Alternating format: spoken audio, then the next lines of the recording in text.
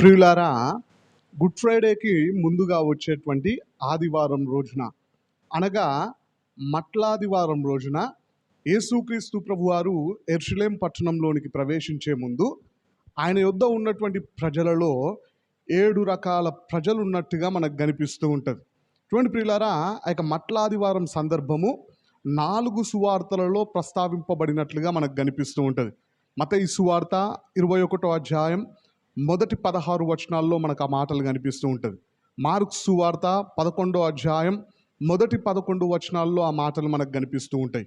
లూకా సువార్త 19వ అధ్యాయం 29వ వచనం నుండి మనకు ఆ మాటలు కనిపిస్తూ ఉంటాయి. యోహాను సువార్త 12వ అధ్యాయం 12వ వచనం నుండి ఆ మట్లాదివారం సందర్భం మనకు బైబిల్ గ్రంథంలో కనిపిస్తూ ఉంటుంది.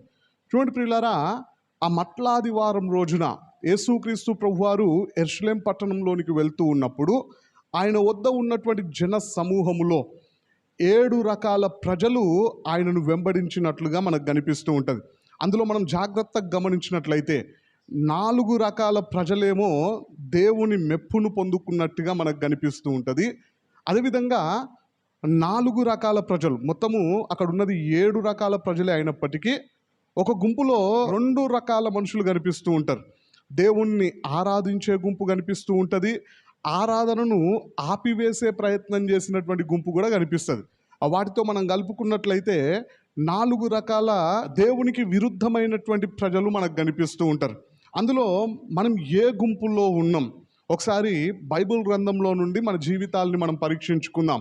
చూడండి ప్రియులారా, మొదటి గుంపు మనకు బైబిల్ గ్రంథంలో మత్తయి సువార్త 21వ అధ్యాయము మొదటి 3 వచనాల్లో 2 శిష్యులు మనకు కనిపిస్తూ ఉంటారు. మనం జాగ్రత్తగా గమనించినట్లయితే యేసుక్రీస్తు ప్రభువారు 12 మందిని అపోస్తులుగా ఏర్పరచుకున్నట్లుగా మనకు కనిపిస్తూ ఉంటుంది. ఆ 12 మందిలో నుండి 2తో ప్రభు అక్కడ మాట్లాడుతూ ఉంటారు. అయ్యా, మీ ఎదుట ఉన్నటువంటి గ్రామానికి వెళ్ళండి, మీరు వెళ్ళగానే కట్టబడి ఉన్నటువంటి గాడిదయు ఒక గాడిద పిల్లయు మీకు కనిపిస్తుంది, వాటిని విప్పి నా యొద్దకు తీసుకొని రండి. ఎవడైనను మీరేం చేస్తున్నారు అని చెప్పేసి, ఎందుకు విప్పుతున్నారు అని చెప్పేసి ప్రశ్నించినట్లయితే అది ప్రభువునకు కావలసి ఉన్నది అని చెప్పేసి జవాబు చెప్పండి అని చెప్పేసి యేసుక్రీస్తు ప్రభువారు చెప్పి పంపించినట్లుగా మనకు కనిపిస్తూ ఉంటుంది. ఆ యొక్క 2 శిష్యులు కూడా ప్రభువు ఇచ్చినటువంటి ఆజ్ఞకు లోబడి వెళ్ళినట్టుగా మనకు బైబిల్ గ్రంథంలో కనిపిస్తూ ఉంటుంది. ఈ యొక్క 2 శిష్యుల్లో కనిపించేటువంటి లక్షణాలు ఆ సందర్భంలో మనం జాగ్రత్తగా గమనించినట్లయితే వారిలో తగ్గింపు ఉన్నట్లుగా, రెండోదిగా వారు దేవుని మాటలకు లోబడినట్లుగా, మూడోదిగా వారిలో విశ్వాసం ఉన్నట్టుగా మనకు కనిపిస్తూ ఉంటుంది. చూడండి ప్రియులారా, ఈ గుంపులో మనం ఉన్నట్లయితే అంటే మనం కూడా తగ్గింపు కలిగినటువంటి వారంగా ఉంటూ విశ్వాసంతో దేవుని మాటలకు లోబడే వారంగా ఉన్నట్లయితే ప్రభువు యొక్క మెప్పును మనం కూడా పొందుకోవడానికి అవకాశం ఉంటుంది. వారిలో తగ్గింపు ఉన్నది అని ఏ విధంగా చెప్పొచ్చు అంటే, ఆ 12 మంది అపోస్తులుల్లో నుండి 2కి మాత్రమే ప్రభువు ఒక పనిని అప్పగిస్తూ ఉన్నాడు. ఏమిటి ఆ పని అని మనం ఆలోచన చేసినట్లయితే, వారు వెళ్ళి గాడిదను గాడిద పిల్లను తీసుకొని రావాలంట. చూడండి, వారికి అది చిన్న పనిగా కనిపించి ఉండడానికి కూడా అవకాశం ఉంటుంది. దేవుడు చెప్పినటువంటి ఇతర పనులతో పోల్చితే మీరు వెళ్ళి అపవిత్రాత్మలను వెళ్ళగొట్టండి, లేదా మీరు రోగులను స్వస్థపరచండి అని చెప్పేసి అంతకుముందు ప్రభువు వారు 12 మందికి చెప్పారు. ఇప్పుడు కూడా 12 మందికి చెబితే బాగుంటుండే, కానీ 12 మందిలో నుండి 2కే చెప్పినప్పుడు వారేమీ కూడా సిగ్గుపడలేదండి. ఈ చిన్న పనిని ప్రభువు వారు మాకెందుకు అప్పగిస్తూ ఉన్నారు, ఈ చిన్న పనిని మేమే ఎందుకు చెయ్యాలా, ఇంకా 10 మంది అపోస్తులు ఉన్నారు కదా, వారికి చెప్పొచ్చు కదా, వారిని పంపించవచ్చు కదా అని చెప్పేసి వారేమీ సిగ్గుపడలేదు. వారు దేవుని మాటకు లోబడి తమ్మును తాము తగ్గించుకొని వెళ్ళినట్టుగా మనకు కనిపిస్తూ ఉంటుంది. చూడండి ప్రియులారా, ఈ రోజున దేవుని విషయాలలో మనల్ని మనం తగ్గించుకునే వారంగా ఉన్నామా? చాలామంది తమ్మును తాము హెచ్చించుకుంటూ ఉంటారు, తగ్గించుకునేవారు చాలా తక్కువ మంది అండి. ఉదాహరణకి మన చర్చ్కి ఒక బ్రదర్, ప్రతిరోజు ప్రార్థనలు జరుగుతున్నాయి కదా ఈవినింగ్ టైంలో, ఒక బ్రదర్ వచ్చాడు. ఆయన వచ్చినప్పుడు చేస్తున్నటువంటి పని ఏంటిది అంటే, షార్ట్ కూడా కాదు, ఒక చిన్న చెడ్డీ వేసుకొని వచ్చాడు. ఆ బ్రదర్కి నేను చెప్పాను, బ్రదర్ సిస్టర్స్ వస్తూ ఉన్నారు, ఇది పద్ధతి కాదు, మీరు పాయింట్ వేసుకొని రండి అని చెబితే నెక్స్ట్ డే నుంచి చర్చ్కే బంద్ చేసిండు ఆయన. ఆయన ఏం సండే రాడు, ప్రతిరోజు ప్రార్థన జరుగుతూ ఉన్నదని చెప్పేసి 2-3 డేస్ వచ్చాడు. నేను చూసినప్పుడు ఆ చిన్న షార్ట్ వేసుకొని వస్తే చెప్పాను, అలాంటి వేసుకొని రాకండి చర్చ్కి, పైంట్ వేసుకొని రమ్మని చెప్పినందుకే మానేసినాడు. నాకు తెలిసినటువంటి ఇంకొక సందర్భం, మా చర్చ్లో ఒక బ్రదర్, శ్రీనివాస్ బ్రదర్ ఆయన పేరు, వరంగల్ నుంచి అని వచ్చేసి ఆయనకి కొన్ని అనారోగ్య సమస్యలు ఉన్నాయి. దేవుని మందిరంలో కొన్ని రోజులు ఉందామని చెప్పేసి వచ్చినప్పుడు ఆయన చేసినటువంటి పని ఏంటిది అంటే, మా చర్చ్లో ప్రతిరోజు కొంతమందికి భోజనాలు సిద్ధపరుస్తూ ఉంటారు. ఈ శ్రీనివాస్ బ్రదర్ కూడా వెళ్ళి ఏం చేస్తూ ఉన్నాడంటే వెజిటేబుల్స్ కట్ చేస్తూ ఉన్నాడు.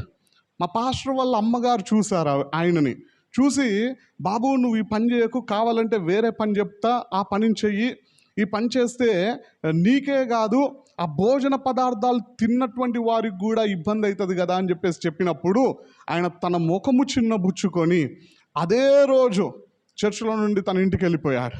చూడండి, ఆయన కూరగాయలు కట్ చేస్తూ ఉన్నప్పుడు పొరపాటున ఆ చెయ్యి కట్ అయిందనుకోండి, ఆ భోజనం తిన్న వాళ్ళందరికీ ఇబ్బంది అయ్యే ప్రాబ్లం ఉంటుండే. కారణం ఏంటిదంటే ఆయనకు ఉన్నటువంటి అనారోగ్య సమస్య అలాంటిది. ఆయనకు కూడా తెలుసు, ఆయన్నే దూరంగా ఉంటే బాగుంటుండే ఆ పనికి. ఆయన దూరంగా ఉండకుండా వెజిటేబుల్స్ కట్ చేస్తూ ఉన్నప్పుడు పాస్టర్ గారు అమ్మగారు చూసి, వద్దు బాబు ఈ పని చేయకు, అనేకులకు ఇబ్బంది కలగడానికి అవకాశం ఉంటుంది అని చెప్పేసి మంచి మాట చెబితేనే, ఆయన్నేమి నిందించలేదు, ఆయన్నేమి అవమానపరచలేదు, ఆయన్నేమి ఇబ్బంది పెట్టలేదు. ఈ పని చెయ్యకు బాబు, వేరే పని చెయ్యి, కావాలంటే నేను చెప్తా అని చెప్పేసి మంచి మాటతో చెబితేనే తన ముఖమంతా చిన్నబుచ్చుకొని చర్చ్లో నుండి వెళ్ళిపోయాడు అదే రోజున. అంటే చాలామంది చిన్న చిన్న విషయాలకే అలుగుతూ ఉంటారు, చిన్న చిన్న విషయాలకే మందిరాలకు దూరంగా ఉంటూ ఉంటారు, చిన్న చిన్న విషయాలకే దేవుణ్ణి విడిచిపెట్టేవారు కూడా ఉన్నారు. అలాంటిది అపోస్తలులుగా ఉన్నటువంటి వీరికి దేవుడు ఓ పెద్ద బాధ్యతను అప్పగించలేదు. ఓ చిన్న పనిని, మీ ఎదుటనున్నటువంటి గ్రామానికి వెళ్ళి కట్టబడి ఉన్నటువంటి గాడిద పిల్లను మీరు తీసుకొని రావాలి అంటే వారేమి మొహమాటం పడకుండా, సిగ్గుపడకుండా, ఇంత చిన్న పనిని మాకెందుకు చెబుతూ ఉన్నారు అని చెప్పేసి దేవునికి విరుద్ధంగా మాట్లాడకుండా ఆ పని చేయడానికి వారు వెళ్ళినట్టుగా మనకు కనిపిస్తూ ఉన్నది.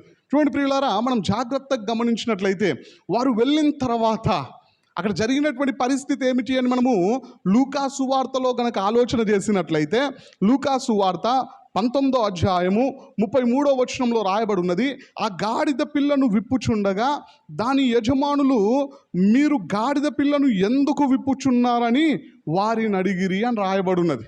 దేవుని మాటకు లోబడి తమ్మును తాము తగ్గించుకొని వెళ్ళినప్పుడు, వారు గాడిద పిల్లను విప్పుతూ ఉన్నప్పుడు యజమానులు అడుగుతూ ఉన్నారు, అయ్యా మీరు ఎందుకు విప్పుతున్నారు అని అడిగినప్పుడు వారు చెప్పినటువంటి సమాధానము క్రింది వచనంలో మనకు కనిపిస్తూ ఉంటుంది. 34వ వచనంలో, ఇది ప్రభువునకు కావలసి ఉన్నది అని చెప్పేసి యేసుక్రీస్తు ప్రభు వారు చెప్పినటువంటి జవాబునే అక్కడ వారు చెప్పినట్లుగా మనకు కనిపిస్తూ ఉంటుంది. అంటే ప్రభువు చెప్పినటువంటి మాటను చెప్పేవారుగా, విశ్వాసంతో ఆ మాటను వారు పలికినట్టుగా మనకు కనిపిస్తూ ఉన్నది. మరి ఈ రోజున మనలో విశ్వాసం ఉన్నదా?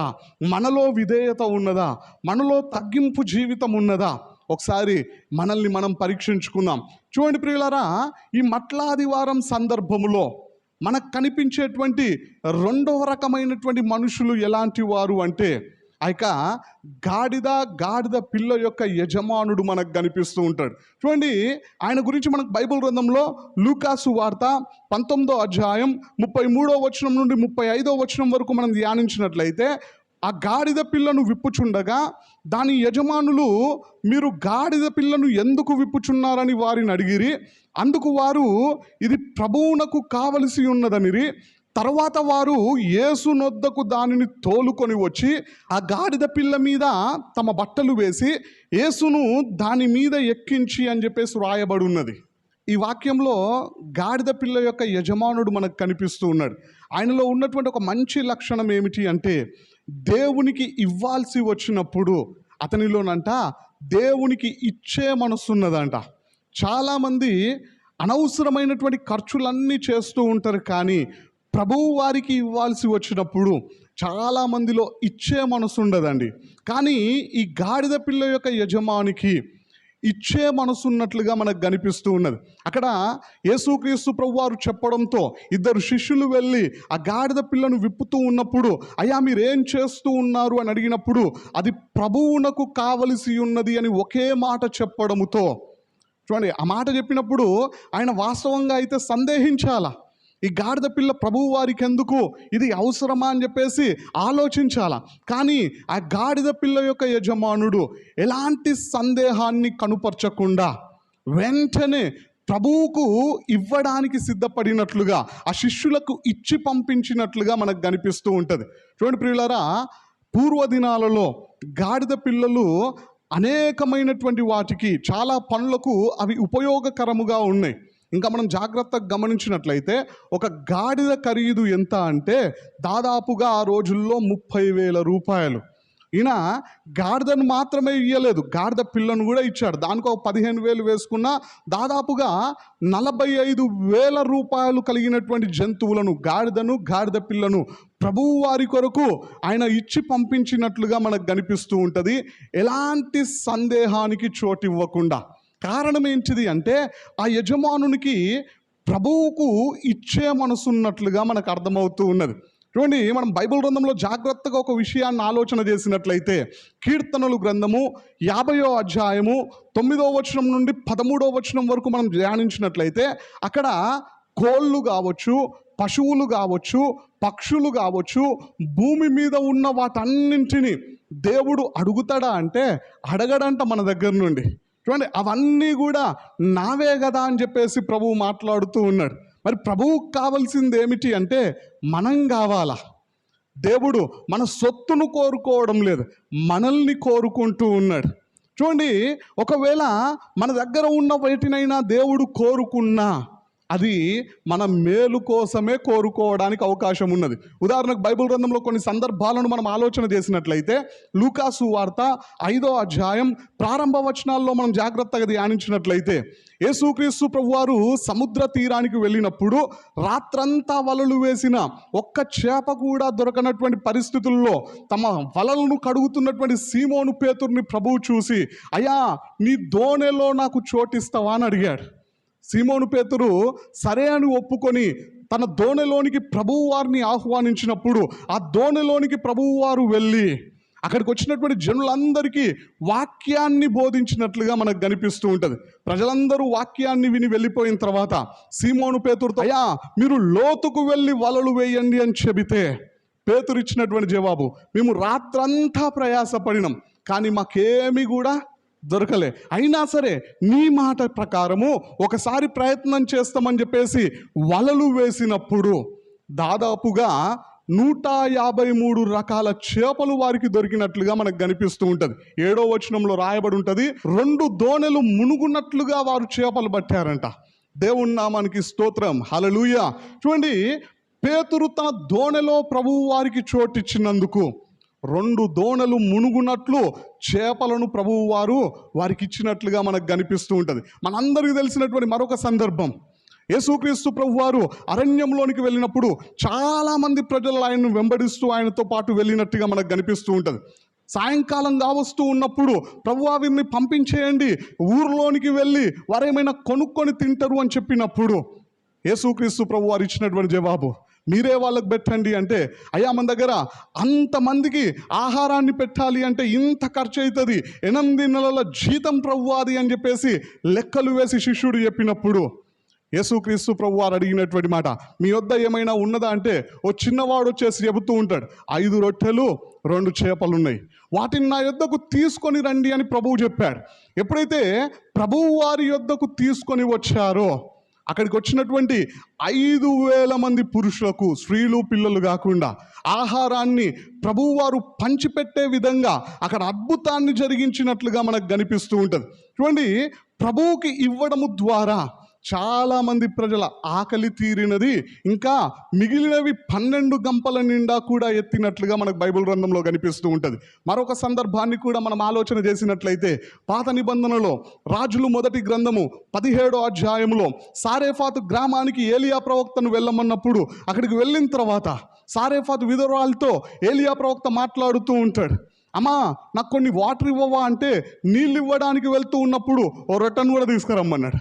అప్పుడు సారేఫాత్ విధవరాలు ఇచ్చినటువంటి జవాబు, మా ఇంట్లో కొంచెము నూనెనే ఉంది, కొంచెం పిండి మాత్రమే ఉన్నది, మేము చావక మునుపు ఈ నూనెతో ఈ యొక్క పిండితో రొట్టెలు చేసుకొని తిని చచ్చిపోవాలనుకుంటున్నామని చెప్పినది. యథార్థంగా ఆ పిండి అయిపోదు, ఆ నూనె అయిపోదు, మొదటి రొట్టె నాకు ఇవ్వు అని చెప్పినప్పుడు ఆమె విశ్వాసంతో ఎప్పుడైతే ఏలియా ప్రవక్తకి ఇచ్చినదో 3 సంవత్సరాల వరకు ఆ పిండి అయిపోలేదు, ఆ నూనె అయిపోలేదు దేవుని సేవకునికి ఇచ్చినప్పుడు.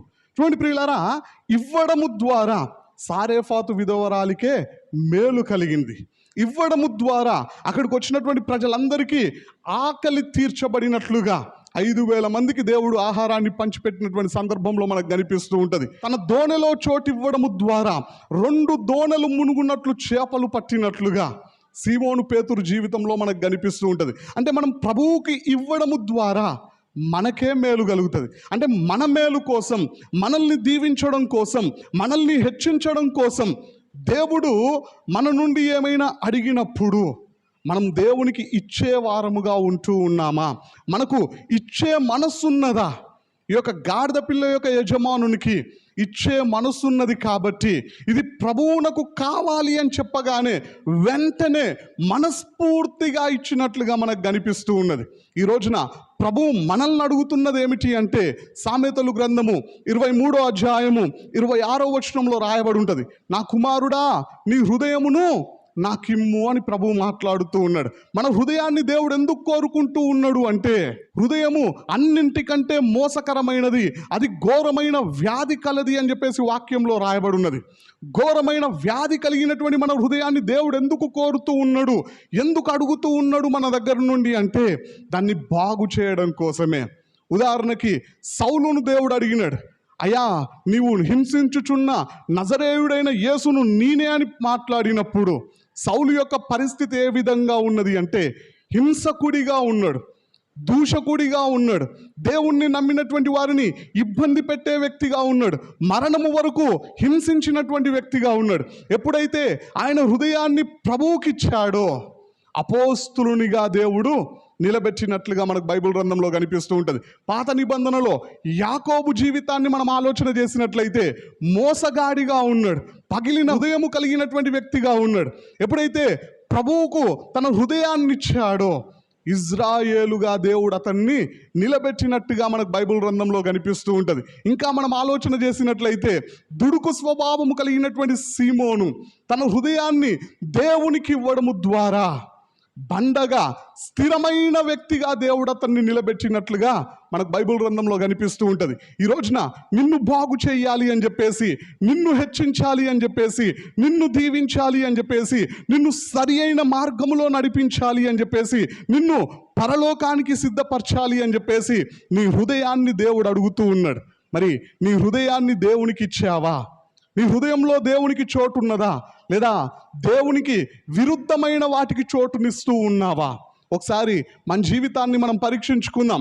చూడండి ప్రియులారా, ఈ మట్లాదివారం సందర్భంలో 3వ రకమైనటువంటి ప్రజలు ఎవరు అని మనం ఆలోచన చేసినట్లయితే, లూకాసు వార్త 19వ అధ్యాయం 37-38 వచనాలని మనం ధ్యానించినట్లయితే, ఒలీవల కొండ నుండి దిగుచోటికి ఆయన సమీపించుచున్నప్పుడు శిష్యుల సమూహమంతయు సంతోషించుచు, ప్రభువు పేరట వచ్చు రాజు స్తుతింపబడునుగాక, పరలోకమందు సమాధానమును సర్వోన్నతమైన స్థలములలో మహిమయు ఉండునుగాక అని తాము చూచిన అద్భుతములన్నింటినీ గూర్చి మహాశబ్దముతో దేవుణ్ణి స్తోత్రము చేయసాగిరి అని రాయబడినది.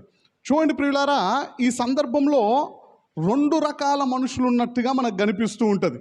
37-38 వచనాలలో దేవుణ్ణి ఆరాధించే మనుషులు ఉన్నట్టుగా మనకు కనిపిస్తూ ఉంటుంది.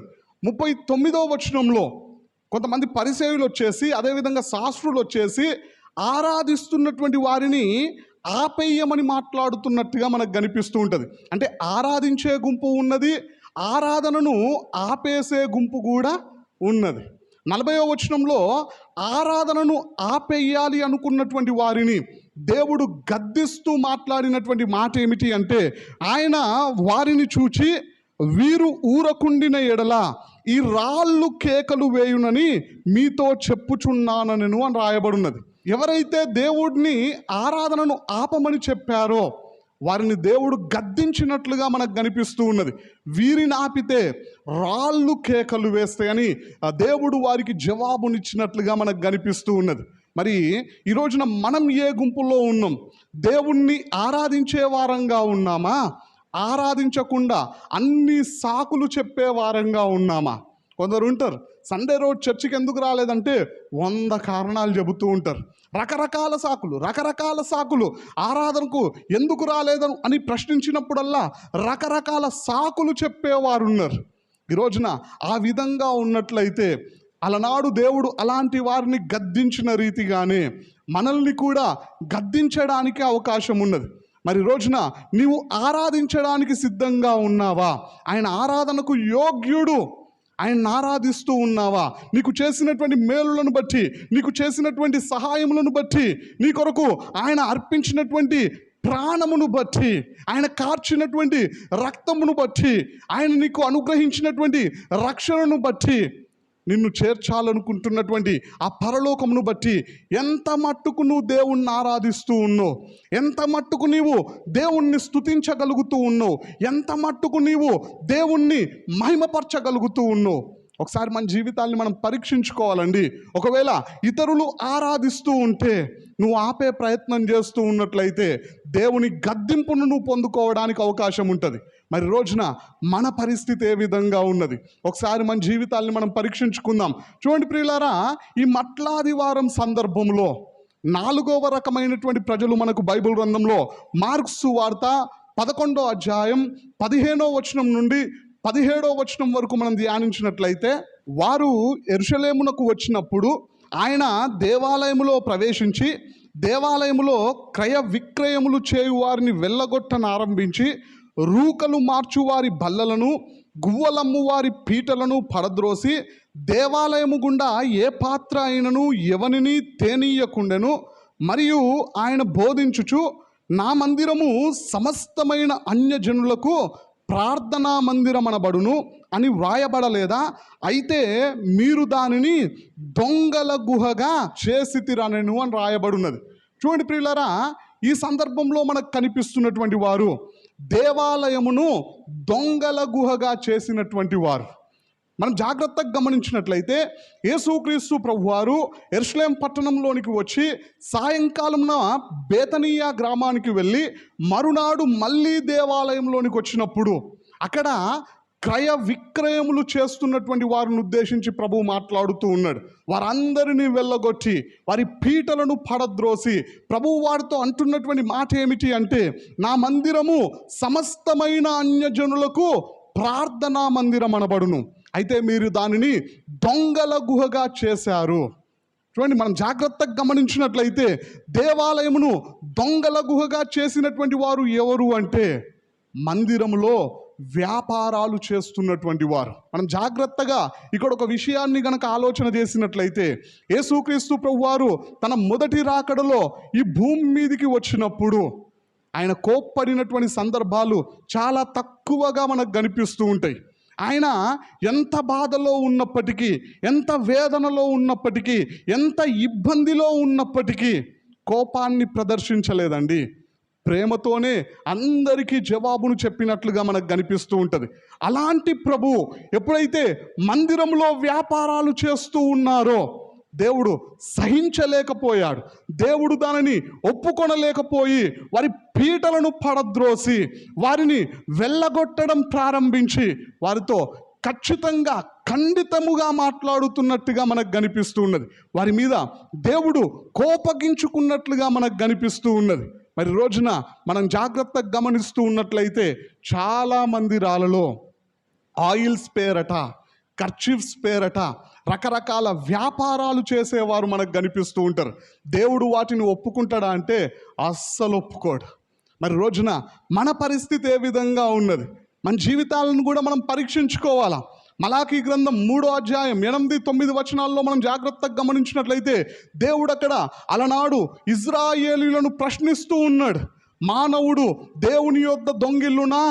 అయితే మీరు నా యొద్ద దొంగిల్లితిరి అని ప్రశ్నించినప్పుడు అప్పుడు ప్రజలందరూ అడుగుతూ ఉన్నారంట, అయ్యా మేము నీ దగ్గర ఎప్పుడు దొంగతనం చేశాం, ఏ విషయంలో మేము దొంగిలించాము అని అడిగినప్పుడు మీరు దశమ భాగంలోనివ్వక, దేవునికి బలిని సరిగ్గా అర్పించకుండా కుంటి వాటిని అర్పిస్తూ, గుడ్డి వాటిని అర్పిస్తూ, తెగులుతో కూడినటువంటి వాటిని అర్పిస్తూ, అర్పణల విషయంలో కావచ్చు, దశమ భాగముల విషయంలో కావచ్చు, ప్రథమ ఫలముల విషయంలో కావచ్చు, నైవేద్యముల విషయంలో కావచ్చు, అంటే మీరు దేవునికి ఇవ్వాల్సిన విషయంలో నా యొద్దనే మీరు దొంగిలిస్తూ ఉన్నారు అని చెప్పేసి ప్రభువు వారు మాట్లాడినట్టుగా మలాకీ గ్రంథంలో మనకు కనిపిస్తూ ఉంటాయి. మరి ఈ రోజున మన పరిస్థితి ఏ విధంగా ఉన్నది? మనం కూడా దేవుని యొద్ద దొంగిలించే వారంగా ఉంటూ ఉన్నామా? దేవునికి ఇవ్వాల్సినవి ఇవ్వకుండా ఉంటూ ఉన్నామా? ఇచ్చే మనసు లేకుండా ఉంటూ ఉన్నదా? ఒకసారి మన జీవితాలని మనం పరీక్షించుకుందాం. చూడండి ప్రియులారా, ఈ మట్లాదివారం సందర్భంలో మనకు కనిపించే 5వ రకమైనటువంటి ప్రజలు ఎలాంటి వారు అని మనం బైబిల్ గ్రంథంలో ఆలోచన చేసినట్లయితే, మత్తయి సువార్త 21వ అధ్యాయం 14వ వచనంలో రాయబడి ఉన్నది, గ్రుడ్డివారును కుంటివారును దేవాలయములో ఆయన యొద్దకు రాగా ఆయన వారిని స్వస్థపరిచెను అని రాయబడి ఉన్నది. ఇక్కడ మనం జాగ్రత్తగా గమనించినట్లయితే యేసుక్రీస్తు ప్రభువారు దేవాలయంలోనికి వెళ్ళి అక్కడ క్రయ విక్రయములు చేస్తున్నటువంటి వారిని వెళ్ళగొట్టినప్పుడు అక్కడ ఉన్నటువంటి గ్రుడ్డివారు, అంతేకాకుండా కుంటివారి గుంపు కూడా ఉన్నదంట. అలాంటి వారందరూ యేసుక్రీస్తు ప్రభువారి యొద్దకు వచ్చినప్పుడు దేవాది దేవుడు వారిని బాగు చేసినట్లుగా మనకు కనిపిస్తూ ఉన్నది.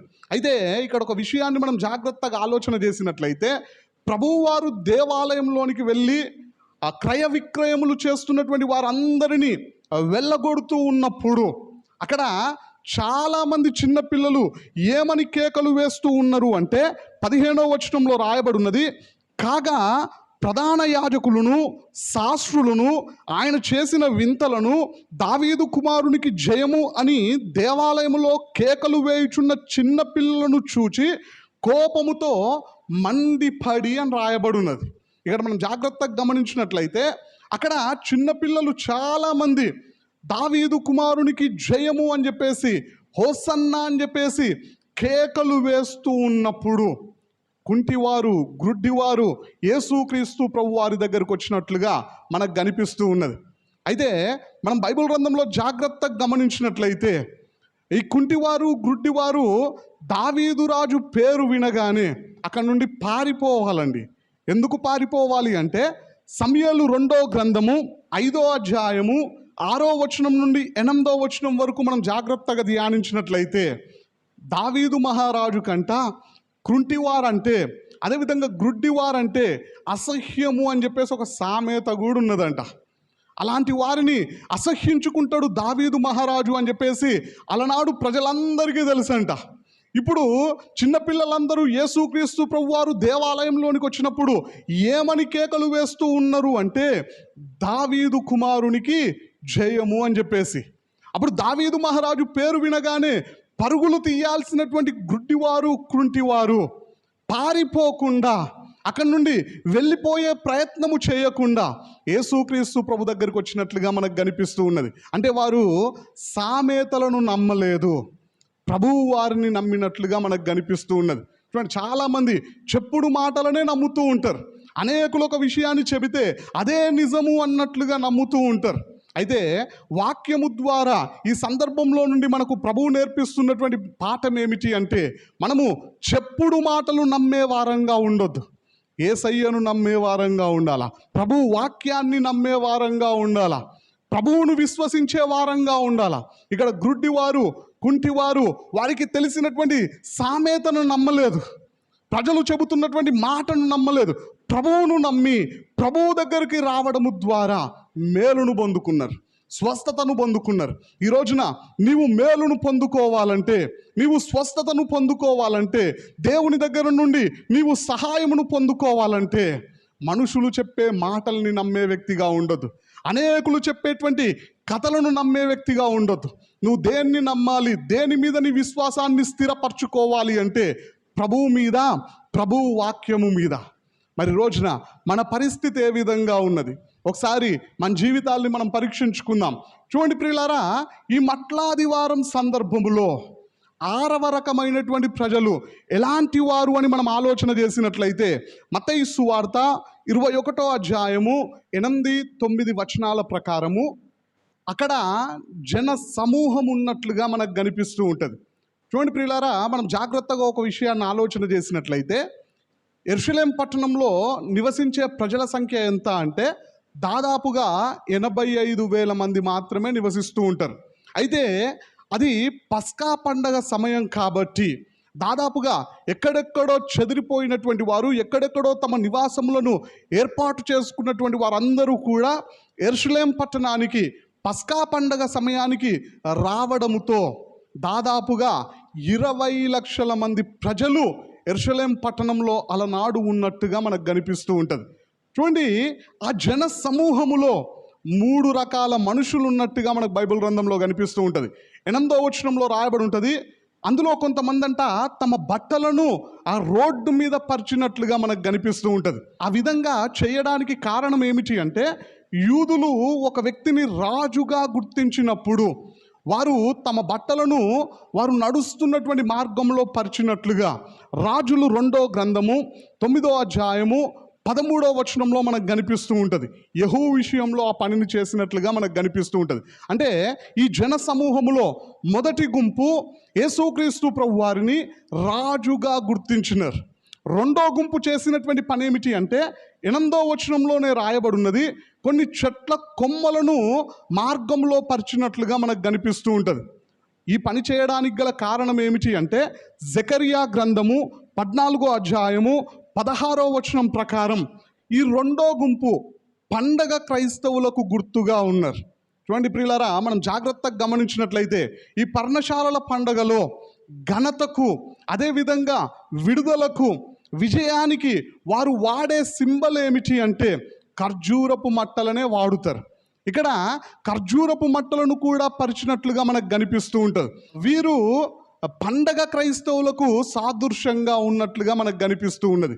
ఈ జన సమూహంలో 3వ గుంపు 9వ వచనంలో మనకు కనిపిస్తూ ఉంటుంది. వీరు వాక్య జ్ఞానం కలిగినటువంటి గుంపుగా మనకు కనిపిస్తూ ఉంటుంది. అయినప్పటికీ రాజుగా గుర్తించినటువంటి వారు కావచ్చు, పండగ క్రైస్తవులుగా గుర్తింపు పొందినటువంటి వారు కావచ్చు, వాక్య జ్ఞానం కలిగినటువంటి వారు కావచ్చు, యేసుక్రీస్తు ప్రభు వారిని రక్షకుడిగా గుర్తించలేకపోయారు.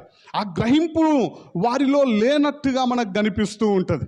చూడండి ప్రియులారా, ఇక చివరిగా 7వ గుంపు గురించి మనం బైబిల్ గ్రంథంలో ఆలోచన చేసినట్లయితే మత్తయి సువార్త 21వ అధ్యాయం 10వ వచనంలో రాయబడి ఉన్నది, ఆయన యెరూషలేములోనికి వచ్చినప్పుడు పట్టణమంతయు ఈయన ఎవరో అని కలవరపడెను అని రాయబడి ఉన్నది. ఈ వాక్యమును బట్టి యేసు ప్రభు వారిని మెస్సయ్యగా యెరూషలేము పట్టణంలో నివసిస్తున్నటువంటి వారు కూడా గ్రహించకుండా కలవరపడినట్లుగా మనకు కనిపిస్తూ ఉన్నది. అంటే వారిలో కూడా గ్రహింపు లేనట్టుగా మనకు అర్థమవుతూ ఉన్నది. మరి ఈ 7 గుంపుల్లో మనం ఏ విధంగా ఉంటూ ఉన్నాం? శిష్యుల్లాగా ఉంటూ ఉన్నామా? ఆ గాడిద పిల్ల యొక్క యజమానునిగా ఉంటూ ఉన్నామా? లేదంటే ఆరాధించే వారంగా ఉంటూ ఉన్నామా? ఆరాధనను ఆపివేసే వారంగా ఉంటూ ఉన్నామా? మందిరమును దొంగల గుహగా మార్చినటువంటి వారముగా ఉంటూ ఉన్నామా? లేదంటే గ్రుడ్డివారు కుంటివారి గుంపులాగా మనం ఉంటూ ఉన్నామా? లేదంటే 6వ గుంపు అయినటువంటి జన సమూహములాగా, అంటే రాజుగా గుర్తించారు, పండగ క్రైస్తవులుగా ఉంటూ ఉన్నారు, అంటే పండగలప్పుడు మందిరానికి వచ్చేవారుగా ఉంటూ ఉన్నారు, వాక్య జ్ఞానం కలిగినటువంటి వారుగా ఉంటున్నారు, కానీ యేసుక్రీస్తు ప్రభు వారిని రక్షకుడిగా గుర్తించలేకపోయినటువంటి వారుగా మనం ఉంటూ ఉన్నామా? లేదంటే ఈ 7వ గుంపులాగా యెరూషలేము పట్టణంలో ఉంటున్నటువంటి వారు కూడా కలవరపడుతూ ఉన్నారు, కానీ ఈయనే మెస్సయ్య అని చెప్పేసి గ్రహించకుండా ఉన్న రీతిగా మనం ఉంటూ ఉన్నామా? ఈ రోజున మన పరిస్థితి ఏ విధంగా ఉన్నది? ఒకసారి ఈ మట్లాదివారం రోజున మన జీవితాలను మనం పరీక్షించుకుందాం. దేవుడు మెచ్చుకునే గుంపులో మనం ఉందాం. దేవుని రాకడకు మనం అందరం సిద్ధపడదాం. ఈ కొద్ది వాక్యాన్ని దేవుడు దీవించునుగాక. ఆమేన్.